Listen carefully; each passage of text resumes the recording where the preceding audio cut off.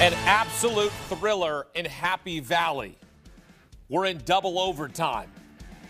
Dante Moore with the touchdown to Gary Bryant Jr. One play and a touchdown. The two-point conversion was picked off.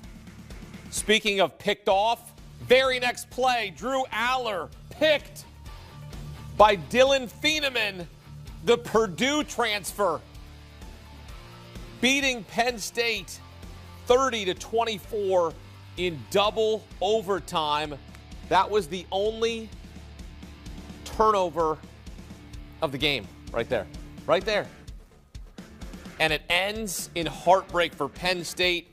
They had won 6 straight whiteout games. James Franklin trying to shed this narrative. He can't win the big game. He was oh so close. They were down in this game 17-3. Drew Aller with a fantastic drive to tie it up, and then throws the interception in double overtime, and Oregon wins it on the road. Back here in studio, former Louisiana running back Emory Hunt, former Ohio State running quarterback and national champion Cardale Jones. Look, this game was bonkers. It was 3-3 at halftime, and then it's 17-3, and then here comes Penn State. Your reaction to how the game played out, because that was absolutely wild. We're thinking, hey, Penn State's going to win this game. They're going to come back. They're going to erase the narrative. Drew Aller's going to have this huge moment. And then it's the Oregon defense in the end. We saw 3 different games. We saw a defensive slugfest in the first half, and then we saw Oregon look like the better team in the middle part of the ball game. Dante Moore and company, the offense was moving up and down the field but stalling in the red zone. Then they started to find pay dirt. And then we saw Penn State look like the team that wore down Oregon in the fourth quarter and in overtime. It's like, well, Penn State's going to win this ball game now because Drew Aller got caught fire. The run game started popping. They couldn't tackle Singleton nor Kaytron Allen. And I was like, man, Oregon really tried their best, but they wore down. It looked like James Franklin was going to get his first win in a long time over a top-ranked team, and it just didn't happen, Cordell. Yeah, and unfortunately, you look at the situation here. I think now we start have to put some of that blame on, unfortunately, the quarterback position and tied to some of these woes that James Franklin has been having against these top opponents, because once again, not even completing over 15 passes this game, and then clearly the interception. But you look at drives that Drew Aller played well. The 2 drives in the second half that really put them in scoring position. Still had 2 touchdowns. Why can't you do that more often? Right. That's the frustrating part with guys like this. Clearly, he has the talent, he has the ability, he has the playmakers around him. But at the biggest moments, he seemed to have that lapse of judgment. You go back to last year in the college football playoffs versus Notre Dame, going on a game-winning potential drive, interception, and going on a game-winning potential drive here. All they got to do is get in the end zone. And, unfortunately, in that 2-point conversion situation with the second overtime, they'd have been forced to go for a 2, and the field goal wouldn't have done them any justice. But you're in so many critical and prime positions as a quarterback that you want to be in, that you say you that guy. Last possession, chance to win it, and the ball is in your hand. What you going to do? And unfortunately, James Franklin, Drew Aller, and this Penn State offense, their track record speak for themselves. They just cannot get it done in those big situations. Take me through that final play. What did you see? Was it him trying to force it, or was it just Dylan Thieneman, the defensive back there, making a play? I think the defensive back made a great play. I think Drew tried to do a good job of getting the ball up and down in a tight window on the sideline. The window of that opportunity was definitely there, but he definitely needed more arc on that ball. And I think at that point of the game, Drew Aller and also Dante Moore was very heavily involved in the run game, especially in the second half. And I think you look at Dante Moore interception where he didn't get the ball up and over the defensive lineman who dropped into coverage. And then on the flip side as well, that can be a little bit fatigued. That can be, it's a long game wearing down on you a little bit. So understand what Drew was trying to go for the ball, but lack of execution, which ultimately cost him the game. So unfortunate, because when you think about how that play developed, it was so perfect because it's a quick hitter. But when you look at it, it kind of wasn't going to work out either way. Either it was going to get picked short underneath, which it did, or the receiver was going to get laid out as the ball got there. And I think that also would have made an effect on, the play as well. So right. The decision-making is questionable there.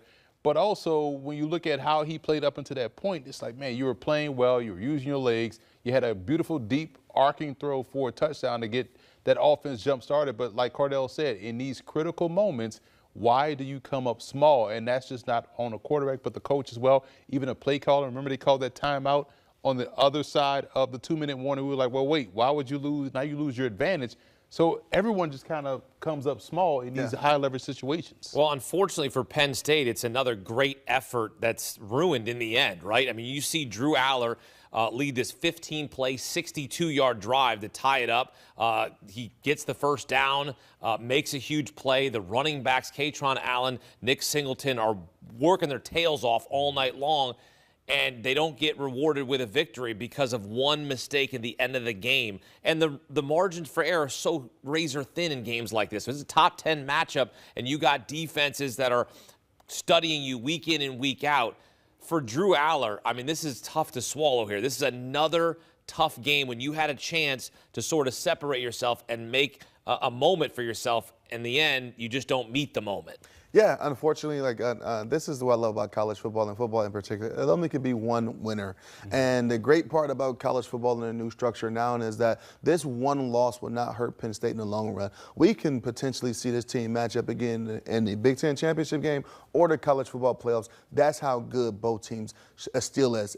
We was kind of shocked about, okay, how is this real matchup is going to go? Neither team has been tested the way each is going to test each other for 4 quarters. But one thing you can't deny, these are still 2 of the top teams in the Big Ten and definitely 2 of the top 12 teams in the whole college football playoffs. When you look at Dante Moore on the other side and what he showed up and showed the world in his ball game, like he was ready for the moment from start to finish. You talk about how Aller got hot in the 4th quarter and overtime. Well, Dante Moore did that from start to the end of the ball game. He was leading his team up and down the field, made some critical throws in certain situations, also was judicious when he was going to take off and run with the football, and I thought his legs helped keep some drives alive. So when you look at this from their perspective, it's like, okay, well, we got a guy now that we could trust in the postseason. I know I have jokingly said this last year, that the college football playoff was big for Penn State because they could lose a big game and kind of bypass everybody and get to the playoffs, which happened last year. This is another situation where they could probably avoid the Big Ten championship game, still jump into the college football playoff, and they won 2 games last year. Let's see if they learn from this moving forward. Yeah, I mean, Penn State has another big one looming against Ohio State at the first day of November. So you'd hope that maybe they could figure out a way to get this win in this game. But, hey, shouts to Oregon. You know, like Jim Knowles, he did his best he could there defensively. It was unfortunately, again, the offense let you down if you're the Nittany Lions. Oregon played a complete game, though. They did. They played a complete game. They got absolutely punished at the line of scrimmage a lot against those running backs on this night, and they just were able to absorb it, and they had that 17-3 lead. They end up winning in double overtime. Time now for the player profiles presented by Marriott Bonvoy. Over 30 hotel brands for every kind of fan. All right, so we're talking about your outstanding performer.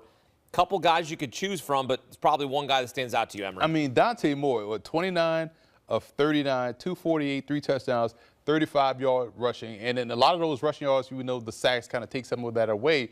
But it was when he chose to run and pick up yards with his legs and getting down before he took a big hit. But the passing and efficiency in which he threw the football was outstanding. And talk about someone that didn't shrink in a moment. For me, it was Dante Moore. Yeah, and I'm going to piggyback on that. Dante Moore is definitely my player of the game and really my player of the week. There, Penn State, Oregon was the biggest matchup of all the college football this weekend, and especially going into that environment, your real, true first road game environment as a starting quarterback for the Oregon Ducks, and you play your game. No turnovers, a 2-point conversion interception don't count, but no turnovers. And then you look at the most critical time of the game for Oregon. Who do they keep the ball in whose hands? In the running game. Dante Moore right up the middle for a first down, and then they go on to score 2 plays later. He's a complete difference maker and a game changer, and to me, he's starting to become a game record because with a guy like that who's going to protect the football, who's going to always make the right decision and can get it done in the run game, he is a guy that is going to keep defensive coordinators up at night. 29 of 39, 248, 3 touchdowns, no picks, and Oregon gets the win, and that means number 3 goes down, Penn State. Number 4, LSU goes down.